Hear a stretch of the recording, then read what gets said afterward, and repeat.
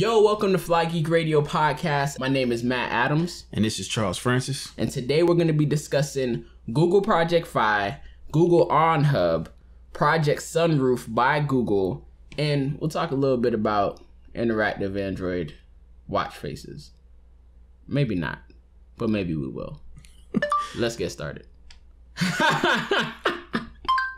That's how good a phone is, bro. Your but phone that's bad. is garbage. That's None bad. of us said okay Google.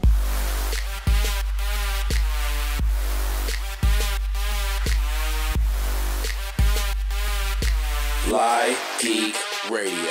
All right, let me talk to you guys about Project 5. Project 5. First of all, let me give you guys a quick reminder and rundown of what Project 5 is. Just in case you don't remember what it is. Just in case. So, Project 5 is Google's new wireless cell phone carrier. It acts as a standard prepaid carrier, meaning you pay up front rather than what we're used to when we use the phone, use the device, use the service, and then pay later. So it's a cell phone carrier from Google. What's not to like, right? It's Google. I love Google. So it was something that I decided to try out. So I tried to get a new number after inviting myself. By the way, this works on a whole invite system. So if you're familiar with OnePlus's terrible implementation of an invite system, thank God Google actually has sense to just let you sign up and then send you your invite. You don't have to fish for an invite. You don't have to use what's the thing that you use in the sand? A metal detector to find your invite in the sand somewhere. You don't got to do any foolishness. OnePlus's invite system is only whack because there's so much demand for the OnePlus. Like, I don't feel like. Anyway, go ahead. So hold on. Let's not dive into this conversation, man. I wanna. Since you said it, I want to combat what you just said. Go ahead. Are you saying to me? No, that's not what I'm saying. I'm not saying that Google Fi doesn't have as much demand as the OnePlus. Thank you. When it came out. Well, the OnePlus One. But what I am saying is that in comparison to Google, OnePlus has a lot of demand that it can't really handle. I feel like Google would be able to handle the amount of demand that the OnePlus gets. Of course it is. It's Google. Google, baby. I tried to get a new number by switching emails. I signed up for my email, just to get back to that. I signed up for the invite system. I got my invite email. I was ready to go. I tried to get a new number because I was listening to the good folks over at the Droid Life podcast. And my guy Keelan, my guy, he was saying that he wanted to make sure that he kept his number if he liked it. And I was just like, you know what? I actually do like my Google Voice number because it uses your Google Voice number. Yeah. So you wanted to make sure that you know, during a beta of something that Google was testing, that I didn't somehow lose, or he didn't somehow lose his Google Voice number that he actually cared about. Yeah. So I said, you know what? I actually care about mine because I use mine for my design company. And it actually has, characters of the company name within the number itself. And I like that, I want that actually. So I was like, you know what? I don't want to mess around with this number. And then through me canceling Fi later on down the line, if I didn't like it, I actually lose that number, and then Google's like, oh, well, anything attached to Fi got canceled as well. And now you have to get a new number. I would actually absolutely hate that. So I tried to get a new number by just, creating a quick new email address and switching it over. But apparently Google doesn't let you do that, even though on my invite, when you click the button, it lets me say, sign in with this account or change the account. So I'm thinking, okay, since it was letting me change the account, it would recognize that I clicked that button and it would let me change the account and attach it to this Google Fi, SIM or whatever. Yeah. It didn't do it.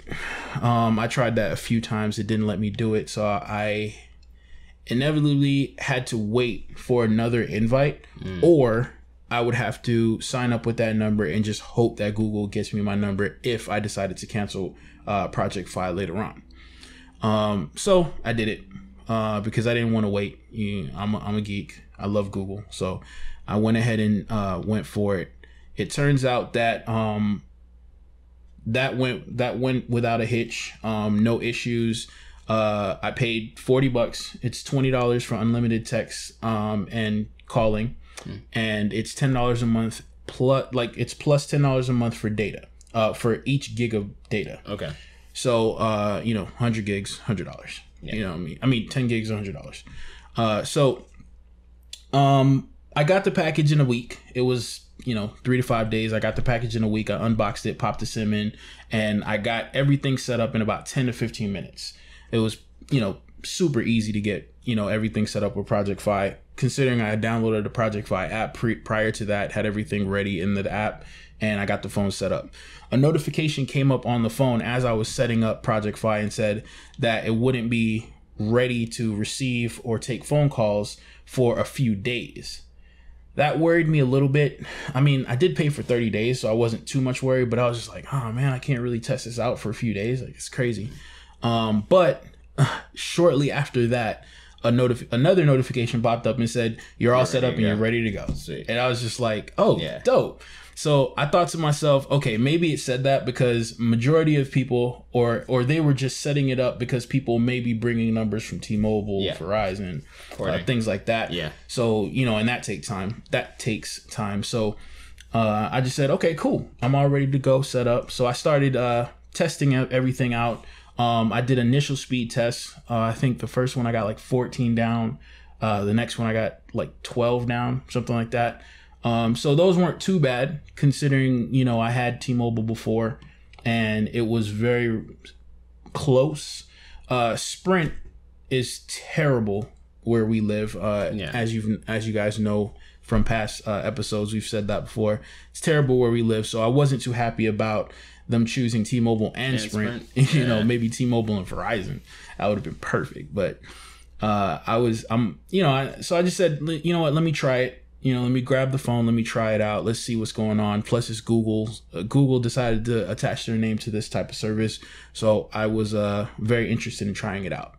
So a few positives and negatives is what I want to actually go through so far with Project Fi. Bear in mind, I've only had it for 2 days completely. So I'll keep you guys updated over the course of the next few podcasts. But a few positives. It's $20 a month for unlimited talk and text, and $10 per gig. So for me, I got 2 gigs on my Verizon phone. We have 10 gigs that's shared between me and my wife, and we average about anywhere from 8.5 to the actual 10 gigs of data. So I got 2 gigs of data on this phone just to on my Nexus 6 just to try it out. So that's $40 for the month. At the end of the month, if I don't use all 10 gigs, another positive is that they refund that any unused data usage, data prepaid amount, and they apply it to the next month's allotment. Nice, which is amazing. So if I'm on Wi-Fi, probably 80% of my time. Okay. So it works out. If I don't end up using that 2 gigs, which I probably will. But if I don't end up using that 2 gigs, I can get it back for next month's bill. The good thing about it is if you overpay on Google Fi, which is actually pretty dope, and other carriers should try to do this. If you overpay, you don't get hit with a fee and having to pay on top of that fee. Google is just like, oh, you overused your. If you overuse your data, they're like, okay, we'll just charge you the same $10 per gig that we were charging you for prepaying it. So it's almost no penalty. You might as well sign up for the 1 gig and go over because you're going to pay what you were supposed to pay, whatever you used anyway. Yeah. So that was a little bit weird. I was just like, well, if there's no penalty, why are we prepaying it anyway? Yeah. Just let us use it and then charge us later. But I was like, whatever. There's no fee, there's no charge. Maybe there will be a fee when it comes out of beta. I don't know, but so far there isn't. Fi also doesn't charge for international data use. So if you go to like Spain, there's no overages like other companies do. You can actually use your data for the same $10 per gig, period. I was like, yo, Google's pretty dope as far as, some of these extra things are concerned. Now, keep in mind, the data speeds are a little bit slower than when you actually have it. Now that you got to take that with a grain of salt too, because it's already not the fastest. You know what I mean? They're not running on Verizon networks here. They're running on T-Mobile and Sprint. And if you average those two together, the Sprint side actually makes the T-Mobile side look bad. You know what I'm saying? So if you're averaging, 8 to 10, or let me bring that down a little bit, 7 to 9 megabytes down, and you travel, you're probably going to be anywhere from 4 to 6. You know what I'm saying? And again, it's not terrible, but it's good that you're not getting crazy $3,000, $300 fees when you get back. Yeah, you know what I'm saying? So that's pretty dope. There's also unlimited international texting, which is cool. And one of the dopest positives that I see, and the majority of this ending stuff is like for travelers, but if you're actually out of the country, if you're on Wi-Fi and you call the US, that's a free phone call. Like, no matter how long you stay on the phone, it's a free phone call. If you're on Wi-Fi, you said? As long as you're on Wi-Fi and you call the US, that's a free phone call. I mean, this is like voice over IP though. Like, you can Skype them and call them through Skype. It's basically the same thing. Yeah, but it's yes, you can Skype them and call them through Skype, but it's different than picking up your phone, hitting phone, calling. You know what I'm saying? Yeah. Skype is a little bit different when it comes to calling. I mean, I guess it's the same type of technology, but I think it's pretty dope that you can literally call. And remember, you don't have to be at your Wi-Fi. With Google, they attach you to any open Wi-Fi that's around you. So if you go to a Starbucks, any call that you're making it for free. Yeah. You know what I'm saying? So that's pretty dope. And you don't have to, can you Skype a person that doesn't have Skype? No. They'd have to have Skype for you to Skype them. Yeah. So that's another positive. Yeah. You know what I'm saying? Like, I'm not going to call my mom when I'm traveling and say, hey, download Skype so we could talk. Like, it's just dope. She could just pick up the phone and we could just talk. So that's pretty cool. Now, for a few negatives, and as you'll see in this list, it works out to where the positives actually outweigh the negatives, but you'll actually see where, for me at least, the negatives are just enough to outweigh the positives. And a few of those negatives is that it currently only works with Nexus 6. Yeah. That shouldn't be that way for long. Again, it's beta, so they're only letting you test it on their device. It's invite only. Again, that shouldn't last for too long. Once it's out of beta, I'm sure anybody can sign up whenever they want, at any time. The third one, though, is where I find myself not too hopeful in Project Fi, and that's that it uses T-Mobile and Sprint networks. As I said before, T-Mobile, the speeds are okay, and Sprint are just terrible. You might as well not even have Sprint a part of this Project Fi situation, because it's absolutely terrible where we live. Wherever the owner of Sprint lives, you may be getting amazing speeds from whatever he posted. Hopefully it wasn't photoshopped, but he posted some really amazing speeds from I guess his Sprint phone, whatever phone it was. Yeah, for stuff that's coming in the future though. I don't think they have it out as of yet. Right. But it would be nice to get those speeds. But go ahead. Yeah. So that right now, that's a definite downfall. I did some testing just around the city.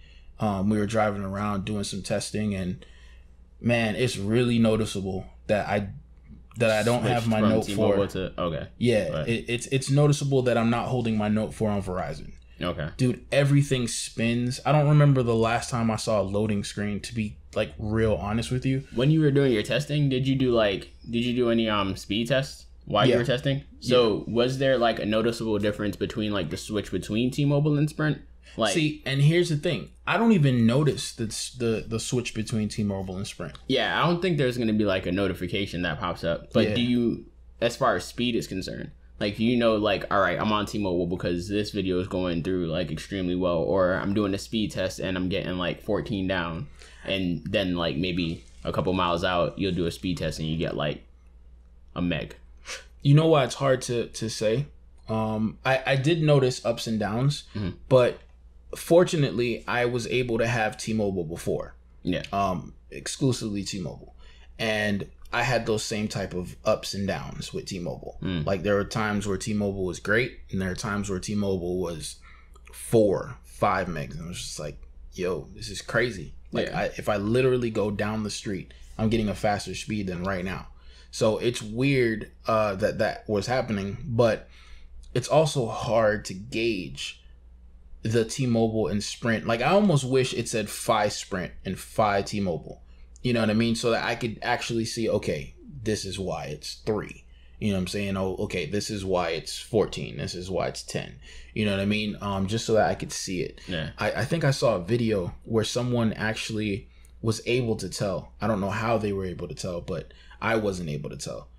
It just said Fi Network only. And, other than that, I wasn't able to tell. But I think this is only an issue, to be honest. I really only think that this is an issue for Verizon owners that would be going from Verizon to Fi, because at the end of the day, AT&T, T-Mobile, or Sprint, maybe even Metro, you're not going to notice, and you're probably going to be paying less.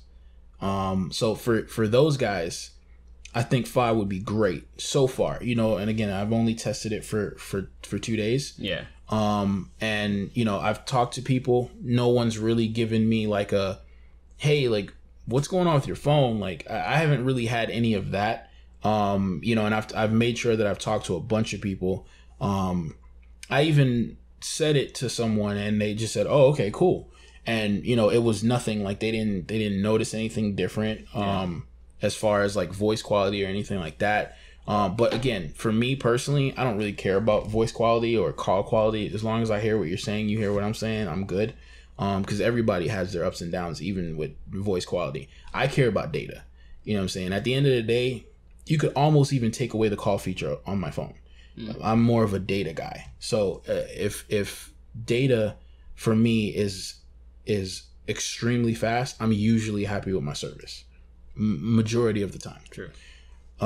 So yeah, man. I mean, what I'm gonna do though is I'm gonna keep you guys updated on the progression of Fi. How if I feel this way in another 28 days. By the end of this month, billing period, I'll let you know how the bill looks after usage after a month. And I'll see if the data speeds are actually enough to keep me, using Fi.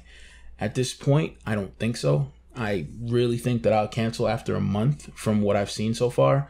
It's too noticeable, and there was a point in time where I had to actually put it away and use my Note 4. Because of the speeds trying to load a page or trying to download an app. It was annoying. It's like going from 100 megs down to 30 megs down. You're going to notice that speed difference. You know what I mean? So, So as far as Project Fi, I'll keep you guys updated. But if you want, let's talk a little bit about Google OnHub. All right. So, for everybody that doesn't know, Google has released a router, their very own router. This is coming from the company Google, and it is called OnHub. This hub apparently has 12 antennas inside that are streaming for data. So they've got their data antennas, and they've also got another antenna that is supposed to basically make sure that there's no congestion on your network. So it's a congestion antenna. It seems like pretty fly. It's made by TP-Link, which I found interesting. Like the fact that they're pairing up with another manufacturer for their hardware, and it's almost like what they did with Nexus anyway, like having like Samsung Nexus, HTC Nexus. So it's TP-Link. They're supposed to be coming out with one for Asus soon. Yep. And it runs all on a Google On app. So what you do is you download the app. The app is supposed to give you information as far as like your network connection. You can share links to your friends. You can send them a link so that they can connect to your network through their phones and basically just be up and running without having to give passwords. And what Google is trying to do is, I guess, like make your online presence a little bit more googly, if that makes sense. They want to make it easy for you to get online. It has a speaker at the top, apparently. What the speaker is going to be saying, I have no clue, but it's going to be saying it's time to get googly. So for $200, you guys can get this thing inside of your house and just be straight up loving it. Something that I did find extremely interesting about it. Well, a couple of things that I found extremely interesting about it. Its design. So it looks like a cylinder, basically. Mm-hmm. So kind of like, I don't know if you guys have ever seen the Amazon Echo, or even the Mac Pro desktop version. Like, it looks cylindery, so it's supposed to, like, you know, look appealing. It's supposed to be something that you want to put into like the middle of your household or your home and just feel good about it sitting there. It's not supposed to look like a Netgear or some kind of like spaced out like Wi-Fi device. And it's 360, so of course it's cylindrical, and that's supposed to help your entire house get connectivity since it's in that like cylinder form. So as far as connectivity is concerned, you should be able to get online wherever you're at, hopefully. So center of your home instead of underneath a drawer or underneath a desk, and everybody's supposed to be able to get online. And it has priority settings for streaming devices. So for example, if I'm watching Hulu inside of my room and my kids are watching Netflix in their room, and I feel like, yo, my episode is more important than Dora the Explorer, I can actually provision the app, or sorry, that's not nice. I can actually provision the router to give me priority privileges. So like the fastest stream will come to me first, and then onto whoever else is streaming in the house, which is pretty fly. You should give your kids the faster stream. No. Dora, they don't need fast stream for Dora. My kids are smart enough. I don't have any kids, but I'm sure that they will be extremely intelligent when they do come out. Thank God. Yes, they will. So I don't know if, like, I'm pretty sure there's everybody, like, people have Wi-Fi issues. I know I have Wi-Fi issues. I think that this is definitely something that I'd consider purchasing. Like, in my part of the house, it's always like a toss-up as far as like connectivity is concerned. So a lot of times I'll be watching something and it'll buffer, and there'll be times when I'm watching it and it's like completely clear and no buffering, and it gets frustrating, obviously. But if Google can deliver on this and it's as good as they're saying that it is, then I think that this will be a device that a lot of people will definitely be interested in. Like, I think it'll succeed. It'll do extremely well. But yeah, man. Definitely. Dude, I absolutely love the design language of this thing, man. It looks great to me. It absolutely looks great. It looks nice. It does look nice. I don't know if it's like just the trend, but I feel like a cylinder, like, they can do so much more. Like, it's Google, and I feel like a cylinder is just kind of like, you know, like the obvious, like not the obvious, but kind of like like, I've seen that already. Like, why do I want another cylinder in my house? Well, for this specific product, I think that it works because for this cylindrical design, it's intended to give you that 360 coverage in every direction. I know, like, for the router that we have at the house, we have 4 antennas. Yeah. And we have to sort of point them in the directions that we need them. Yeah. You know what I mean? And for us, I feel like if we got our hands on that, I feel like that would definitely improve Wi-Fi, especially here. You know what I mean? Where we would put it in a location, and between the 12 data antennas, they'll be, pointing out, in a great, I feel like a great coverage amount, because you're definitely bumping up from the 4 to 12 for sure. Yeah. So I feel like that's gonna improve a lot of people's Wi-Fi issues. And even if you look back at their another reason why I feel like it would, if you look back at their promo vid, it majority of the people are having buffering issues. Yeah. So they're trying to basically like push the fact that when you get this, buffering shouldn't be a problem anymore. It shouldn't exist. But with all products. Yeah, it's gonna be finicky. It's gonna be finicky, especially since this is their first one. Yeah. But it's Google, so we'll see how that pans out, man. It's definitely Google. Another interesting thing about it is that it has the ability to you can troubleshoot your network from your app, and you don't necessarily have to be home to troubleshoot it. So I know with like Netgear or any other routers, you gotta like actually be connected to that router to troubleshoot anything that's going on. You type in like, your little router code or netgear.com/login or whatever and put in your login information. This allows you to troubleshoot it through the app anywhere you're at. And of course, like I'm assuming that they're gonna have like status reports and, Wi-Fi speeds and data speeds and things like that through the app itself, and just letting you know like how fast your actual house is running. And being able to troubleshoot it from like wherever. So if I'm in like Hollywood and my wife is having problems with the Wi-Fi at home and she's not like really techie, I can just, pull out my phone and just make sure that thing is running, see what's going on. Be like, listen, you just have to like put the password in, babe, and you'll be connected. And Which is dope. So, bro, I feel like it'll also work if you like send your mom like a Google OnHub.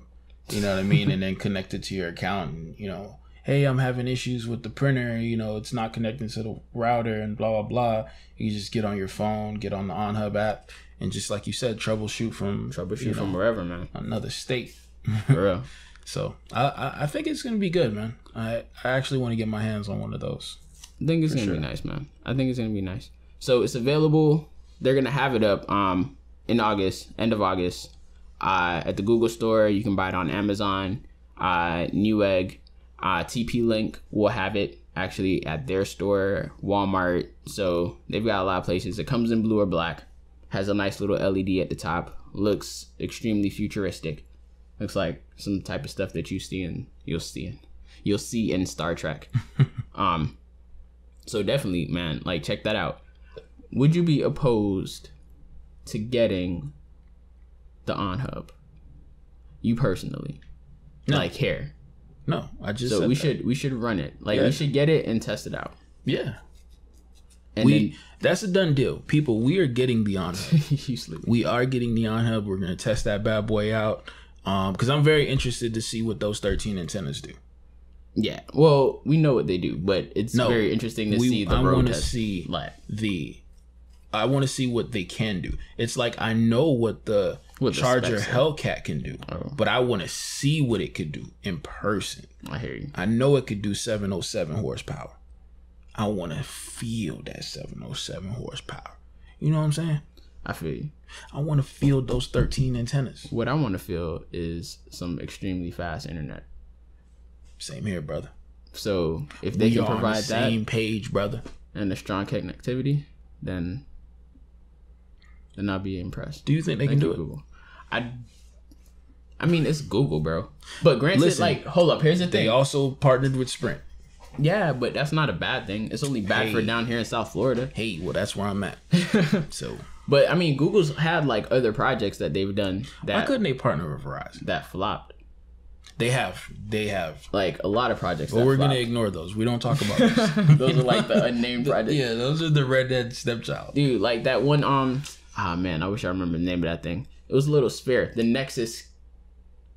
The player. Yes. What is it called? It didn't flop though. That did flop. Nobody bought that. Wait. They don't Maybe have not bro, as much people like bought it. Bro, not enough for them to continue to make it. Man. Flopped. That's a strong word. I feel like this is a strong word. Is that even available on the Google store? Let me check that out, man. It might. I don't even know. Did it flop, bro? Bro, it did. They're not making them anymore. Bro, did it flop? Like it died. It was the Nexus Q. That's what it was called. Oh, the first Q. Thing. Oh, the first thing. Yeah. That flopped. Yeah. Even the second one. Whoa. Come on, bro. Did you buy it? I'm trying to get. Did you buy it? There's a lot of stuff that I didn't buy that didn't flop. I'm trying to get sponsored by Google. You keep talking this disrespectful, they won't send us anything. Google, you don't create anything that flops. You are the god of creating products.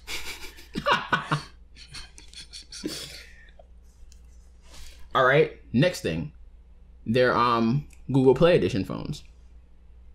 That entire hold on, they didn't flop, but that entire project, like the Play Edition project, doesn't exist. Yeah, but come on, it didn't flop, bro.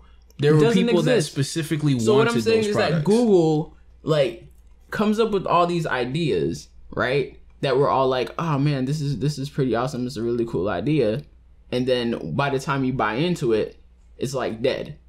Like, do you think that the person with the Q, if I were to purchase the Q, can I call Google's customer service for Q support? I probably have like, they probably have 3 people. You can get support in the Q department right now. No. Google is, bro, how many people do you think is working in the Q department? In the Q customer service department now? There's no Q customer service. That's what I'm saying, because customer service. It's Google customer. But never have to call. Would it technically be Google customer service? It would. Don't say Alphabet. Or would Alphabet. it be Alphabet customer service? It's not Alphabet. Hold on, let's think about this right now. Even if Google calls it Alphabet customer service. Hold on, bro. But regardless of what you're calling it, what would they call it? I don't care what they call it. So let's think about this, right? Alphabet is Android, search, YouTube, apps, maps, and ads. When I need help with my Project Nexus Q device, and you guys have already, gotten rid of that. It's Google. And I call Alphabet. It's Google. Because you wouldn't be calling Google. You would be calling Google. You would not be calling Google. You'd be calling Alphabet. What is this store called? Right now. No, what is this store called? Right now it's called the Google store. So right now, who would you call? Who would you call right now? So in 5 years, who would you call right now? 2 years down the line, who would you call right now? You would call Google. We'd be calling Alphabet. Alphabet, man. That is a stupid. They need to add products. I'm going on the record, man. They need to add products to their Google section if they're going to continue to call it Google. The products are here, bro. That's what I'm saying. They need to add products to like their structure, like the infrastructure, to the virtual structure. Why does this thing keep? Yo, so bro, how? Back onto these Google services. Let's get back on track now. So Google's also doing another project. Projects on projects on projects. That's what I'm saying, man. Like, these boys don't got nothing to do. Apparently they have lots to do. They're doing lots. They're doing lots because they don't have enough to do. Nah. All right, so nah. They Google, I love you. Google Project Sunroof, man. Man, Project Sunroof. Let's get into this. Project Sunroof is a new initiative by Google. It's for lovers and users of solar energy. So if you believe in, hey, I don't want to pay FPL all this money to give me power. Why? Since they're a monopoly. Like they're the only monopoly, man. Only power source. Only power down source. Here in Florida. But dude, why do I pay them? If the sun is for free, homie. We can go outside right now and get some energy, bro. We could. You know what I'm saying? The sun is for free. So what Google is doing, because Google, again, is a behemoth and they're always doing something new. What Google is doing at this point is they're using Google Maps to show how much sunlight is actually falling on a particular person's roof. With that information, it's actually advertised to show you how much solar power that your roof can generate and how much you could actually save on your bill. On your bill if you actually use solar power to power the devices and just provided energy to the house. Yeah, you know what I mean. So it even goes as far as to actually point you to installers that are in your area and give you detailed information like, yo, this person installer 1 installed 300 times. It probably will even give you ratings, 5-star rating, they installed 300 times. You'll see the next person maybe installed twice. Yeah. So you maybe want to call the first guy, because they've done more of the work. Currently, Project Sunroof is only going to be in Boston, San Francisco, and Fresno, for different various reasons. Like Project Sunroof team is in Boston, I think. San Francisco is where Google has their headquarters, and Fresno is one of the engineers' mom's place. Yeah, I saw the video. That was ugly. Yeah, so they, I guess the guy has pull. He's like, Mom, I'm gonna give you solar energy. For real. Google's letting me actually the guy put has it pull, there. or his mom's got pull on the guy. Like, yeah. Listen, Sonny, I need some free power in the house. To be honest, the light bill's too expensive, and you're not helping to pay for rent anymore. You left me to go work for that Google. I'm sure her house is paid off. He's the engineer of the. I'm sure the house is paid off. Yo, you know how moms be. You can never like satisfy moms, man. Yeah, man. I do you know what? I wouldn't be surprised if that's where Project Sunroof was born. The engineer probably heard, that same scenario. Took it to a team. Took it to probably assembled a team, based out of Boston, and they came up with this whole Project Sunroof initiative. Yeah, so brought it to Google and got it approved. In a nutshell, basically, all it is Google just giving you information about your house and also hooking you up to be able to like purchase solar power panels, like more or less. Like they're not giving you like a product. They're not like providing you with. I mean, it is technically a service, but just giving you information like on your house, like how much sun is hitting my house. This is how much you'll save if you switch over to solar power. And here is a way that you can switch over to solar power. You're not coming to us because we haven't released Google Solar yet or Alphabet Solar yet. Google Solar. Alphabet Solar yet. But what we will do is Google Solar. Alphabet. So what we will do is tell you where you can buy this solar power. Yeah, it's just like Google.com. You probably won't buy whatever you're searching for in Google.com from Google, but it's definitely your go-to.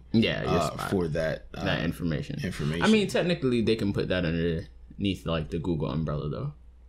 Like, because search, right? Yeah. Android Wear currently has interactive watch faces, man, which is amazing. So for everybody that has an Android Wear device, you probably already know that your watch face doesn't really do a lot. It tells you the time. It probably tells you what day of the month it is. Considering it's a watch, that's enough. It probably tells you how much battery life your watch has and how much battery life is on your phone. But what you can do is tell it what to do.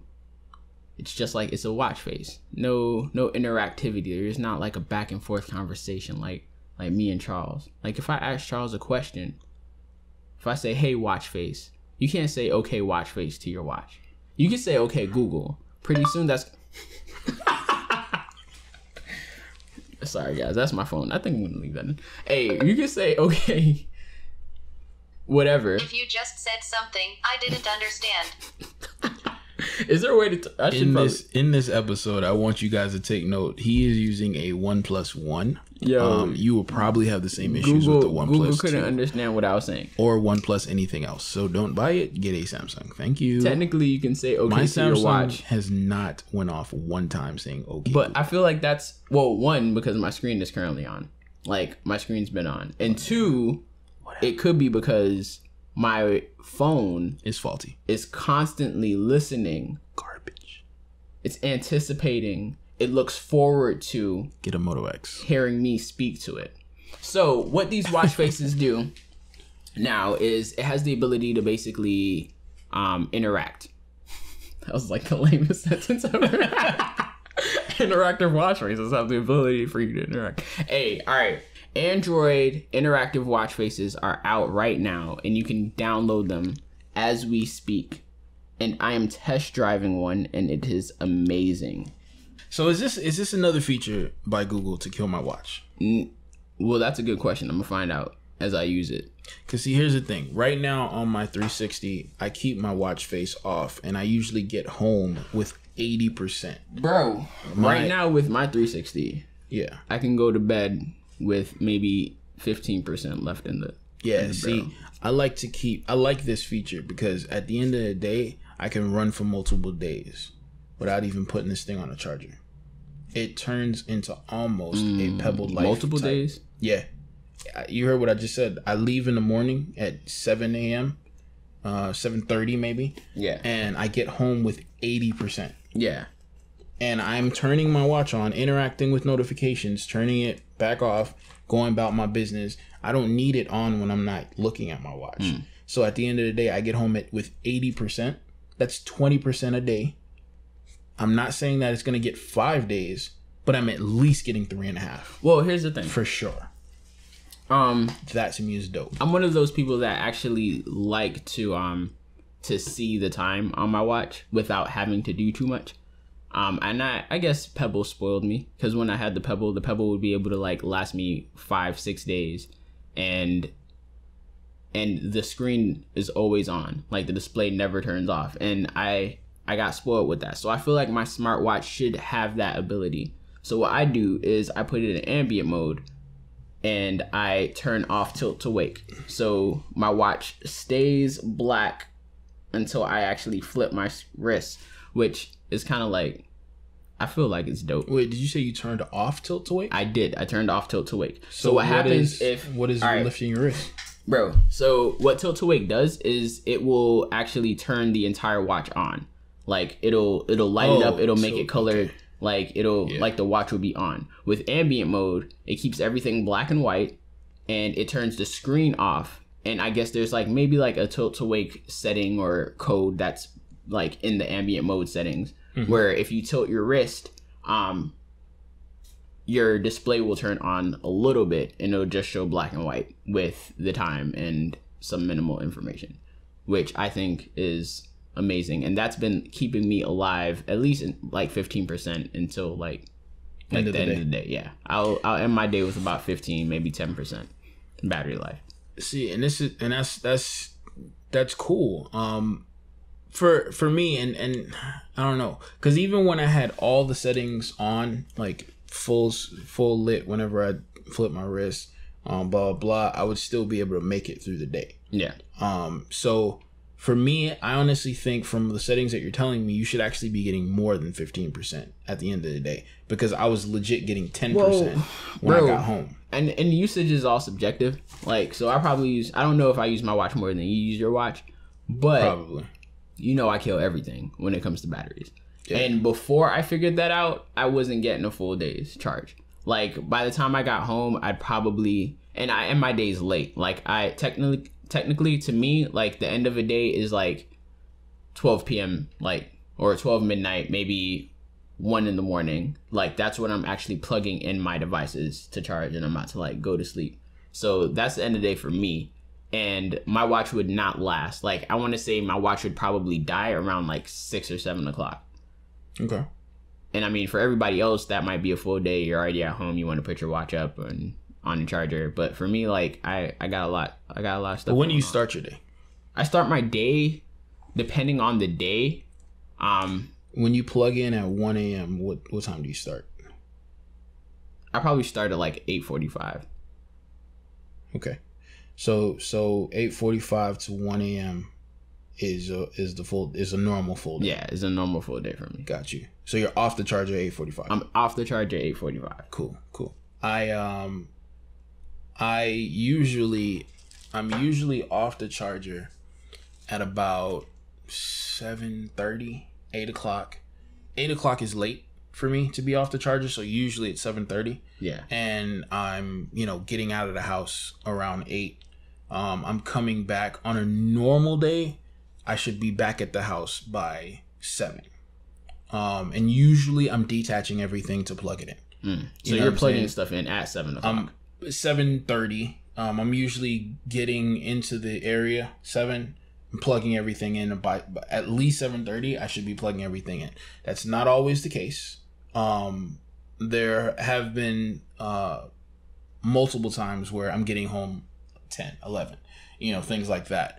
But for the most part, my watch on full lit was lasting me until 7:30 with 10 to 15%. Okay. Yeah. From 7:30 to 7:30.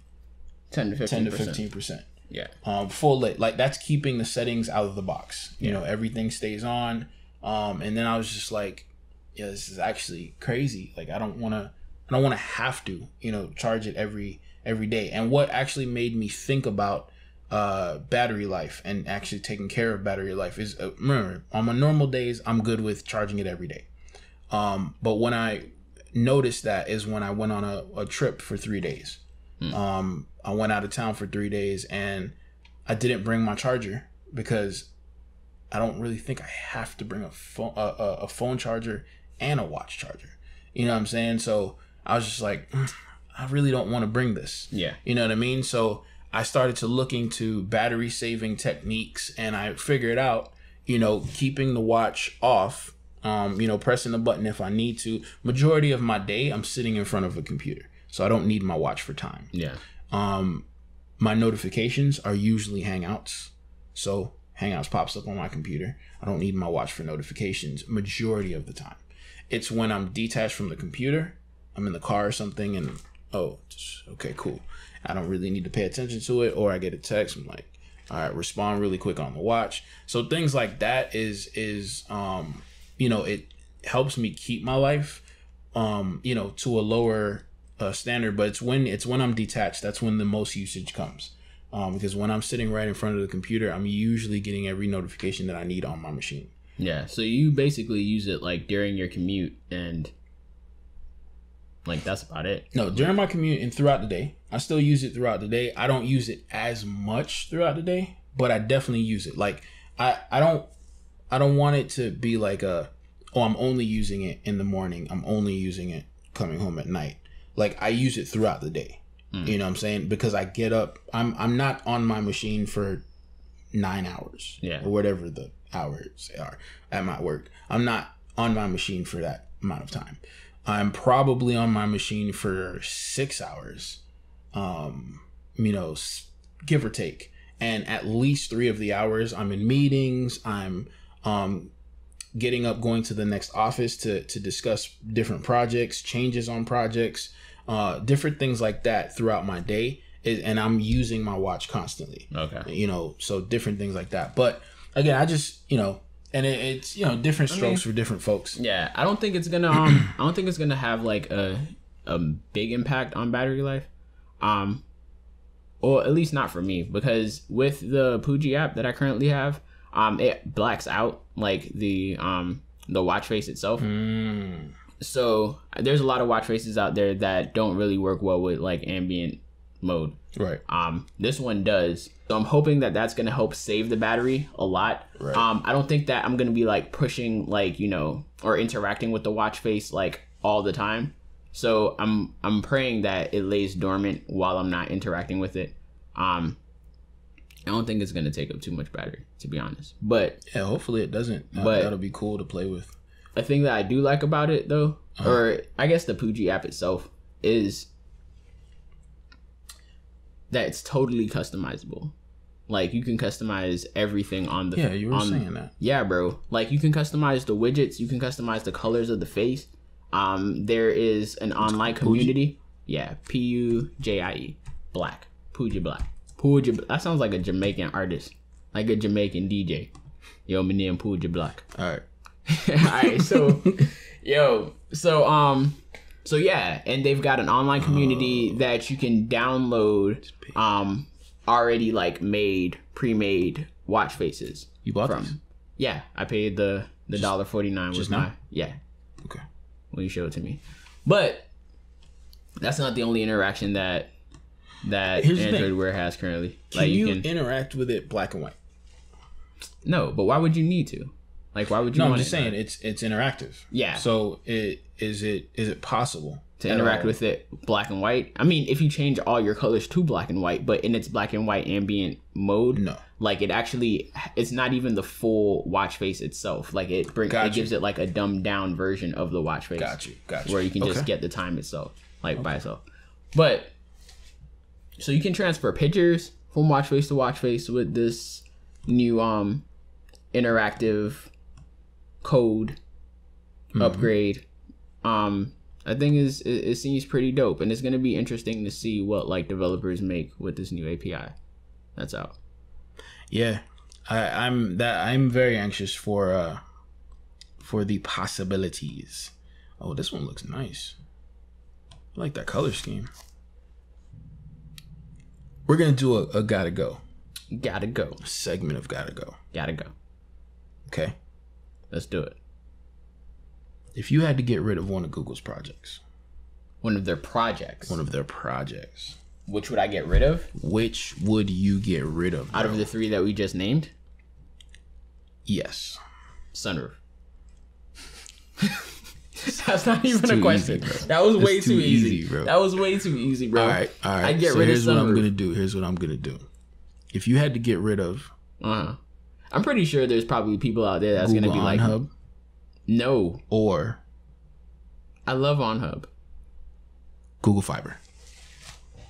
Oh, Talk to me, bro. No, bro. Talk you can't to even me, do bro. that, bro. You can't even do that. Talk to me. If I had to which get one All right. gotta go, All right, bro? let's break this up. So if I had to get rid of Google OnHub or For Google me, Fiber, that's still easy.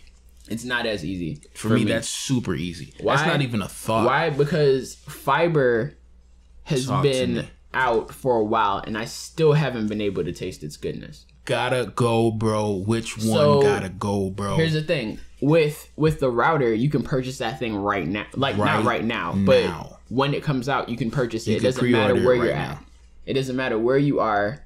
By the end of August, you should be able to purchase this thing, and it'll be in your home. With Fiber, how many times have I gone to Google's Fiber website and typed in, my address and request service over here? Bro, I swear, I live on that website. That website gets all of its hits probably from me. Because I'm like, God, I really want Fiber to be in South Florida. Bro. I need this.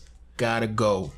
Which one? So it depends, bro. I don't want Fiber to leave, but if I were to gotta choose, kill one service, bro. If you were the head of Google and you guys were losing $2 million every 2 weeks, and one of these services and Fiber gotta get hasn't cut. hit like everywhere yet, Hey. and it doesn't look like it's going to in like the next like Hey, what year or service two? would you kill, bro? 2 million every 2 weeks you're losing. You're the head of Google. You gotta choose. Well, I don't think that's a good enough analogy. Because if I was the head You of Google, gotta then I would choose. know like the future of Fiber. Right now, I don't know the future of Fiber, and you know that's the future why of Fiber, bro. I don't. Fiber will be worldwide. Will be when though? We're that doesn't matter. We're gonna operate under the assumption that Fiber will be worldwide. All right, Which if one we would were you get living rid in a Fiber world right now, the freaking OnHub would have to go. of? Bro, it's easy, bro. OnHub gotta go, bro. Nah, bro. But here's the thing. OnHub gotta like go. you can argue either point because The Fiber point- hasn't like hit. Like for me as a tech person, like if it was like either wait for Fiber or wait for OnHub, like OnHub is already released. You can't purchase an OnHub right now. Wait until Google Fiber comes out and purchase Google Fiber. Like I'd purchase OnHub, bro. Like Here's the that thing, thing is bro. like I'm all about like availability. I hear you, bro. But here's the thing. I'm gonna have to shut that down right now. 1 terabyte down. I'm gonna have to shut that down right now. Is that Pimpin'. what you're gonna say? You know why I'm gonna have to shut that down, Pimpin'? 1 terabyte down. You waited for that Pebble, bro. Hold on. You waited Yes. for that Pebble. All right, I bro. waited a year So for the here's Pebble. my thing, bro. Fiber has been. Hold up, bro. Bro, when here's- did Fiber get here's released, my bro? thing, bro. When was Fiber announced? Here's my thing. Fiber, AT&T already has fiber lines down, by the way. At work, we have AT&T fiber right now. Fiber exists. I'm So talking here's- about Google Fiber. Right, but here's what I'm saying. AT&T fiber didn't exist all the time. I was in the building when they had to rerun lines. So AT&T fiber didn't always exist. They had to run those lines. So what I'm saying is, for me, it's a done deal, because know that once one product of a certain category comes out, everybody around them steps their game up. One big phone came out in the Note, 30 big phones came out. You get what I'm saying? So as far as I'm concerned, bring me that Google Fiber, baby. If it takes me 2 years, if it takes me 4 years, just know that OnHub will have other OnHub branch offs soon, and very soon. So I will wait. I will axe that OnHub quick today, yesterday, and wait for that fiber, because I know for a fizzy act, for a fizzy, frizzy, blizzy, izzy, quizzy, lizzy act, that it's coming. someone will drop a OnHub. Oh. But we can't necessarily depend on someone dropping a Google Fiber.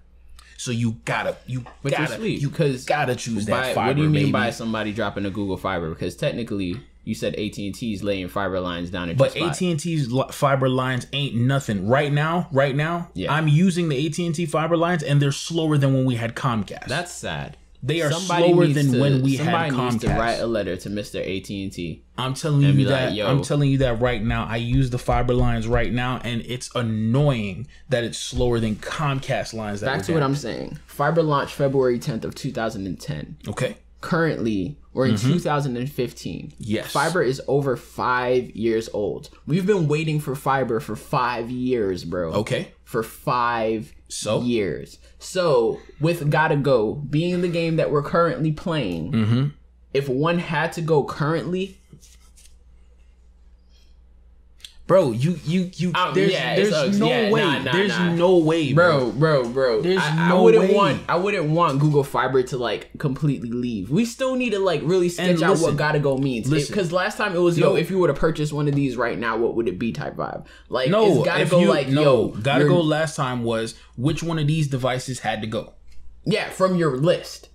Yeah, like, and not from like existence. I don't want fiber to like not exist. I just want fiber to hurry the heck up. Gotta Go is simply out of this list of X, Y, or Z, which one has to go. And what I'm saying is, you are the person in charge of saving Google X amount of dollars.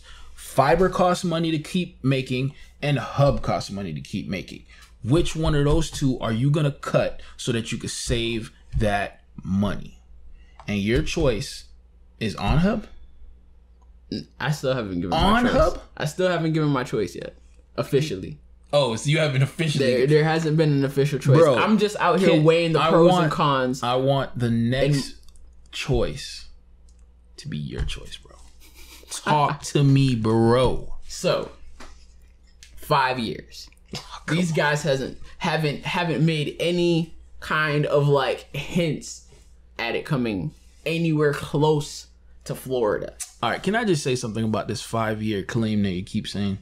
Bro, it's just been so long, man. It's been so long. Like when Pebble took me a year to get. Yeah. Granted, it was a year and that was a product. You didn't know when you were getting it. It wasn't a service. You didn't know when you were. But there were constant updates though.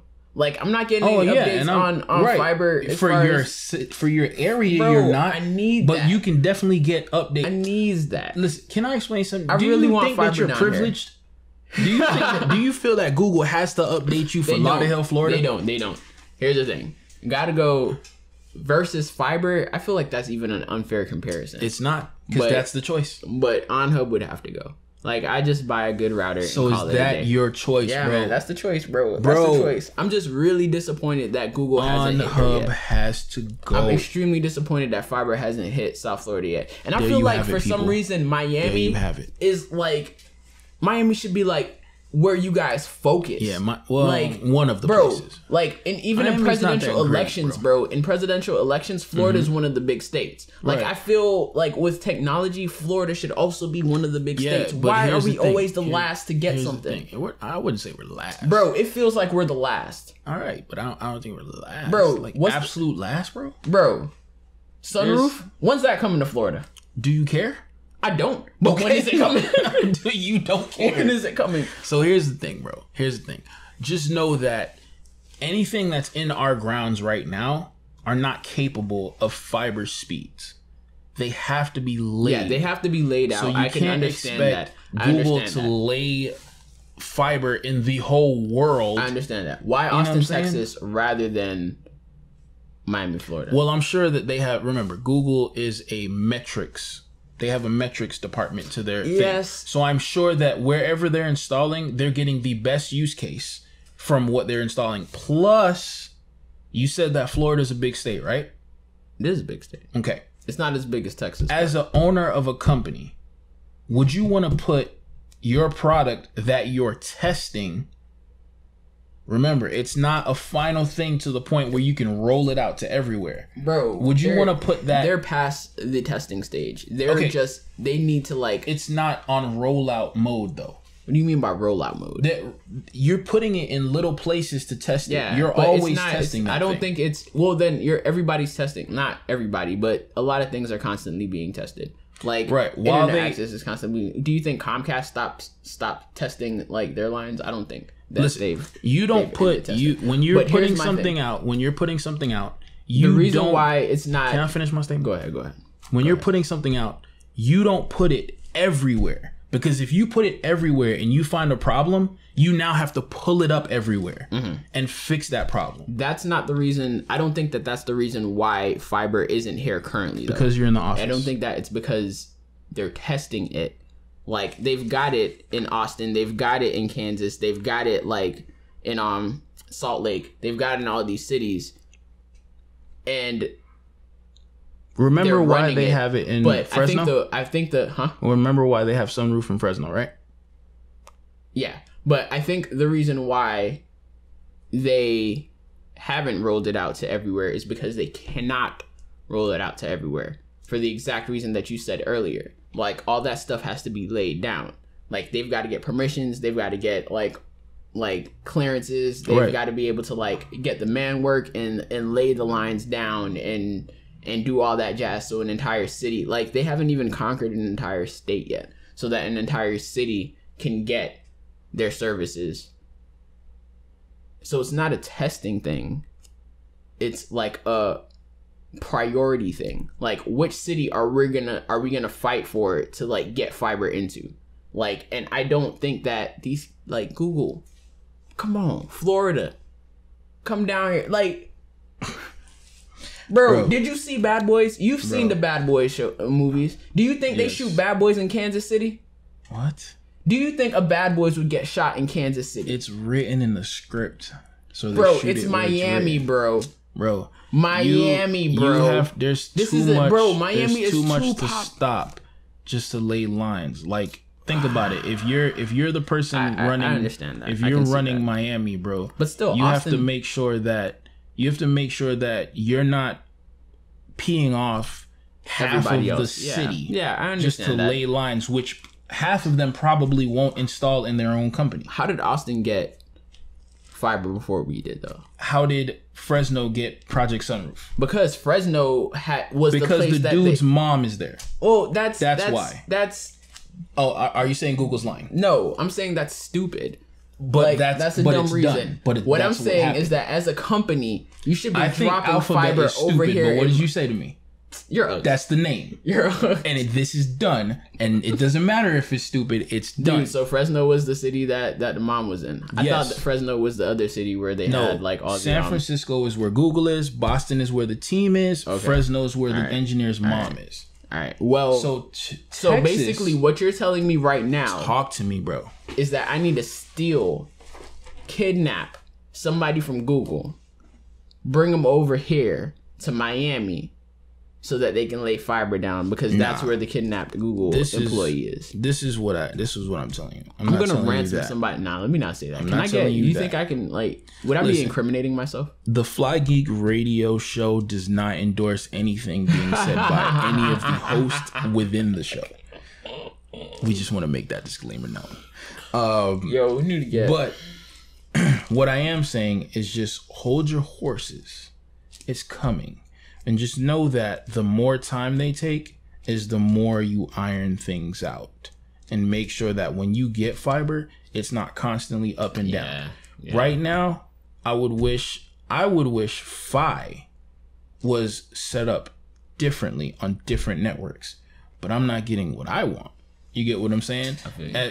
They know what they're doing. And at the end of the day, I trust in Google. You trust Google? I trust in Google. Trust them. So for me, I'm like, yo, when it comes, it's going to come and it's probably going to be amazing. I've already seen the speeds from people on YouTube that do have it. Yeah, and it's going to be amazing. It is going to be amazing. Fast. I'm just being like a diva right now because I wish I wish fiber was down here. I do like too. I'm being a big diva. 5 years, man. But here's the thing. I almost lost hope. We know that Google is in certain places with anything it does. So at the end of the day, what do you think is easier? Google coming here and putting it down, or us just moving there? That's our show, guys. I think we should just move there. Look out for FlyGeek merch coming soon. We're gonna launch merch as soon as we launch the site. FlyGeekRadio.com. We're working on the site right now. Merch will be coming soon. The site will be coming soon. To all 5 of our listeners. To me, you, my wife, my coworker. I'm cutting. Why doesn't my wife watch? Man, you see it, this guy? Our wives. This guy doesn't care about his kids. This guy doesn't care about his homeboy's wife. Doesn't care about his homeboy's wife. This guy, man. Yo, I care about you father, guys. A husband, and a homeboy's wife, caretaker. I don't know what it is. Yo, so that's it for this week. Thank you guys for hanging out with us. We're going to catch you guys next week. Same time, same place. This is FlyGeek Radio. Peace. Peace.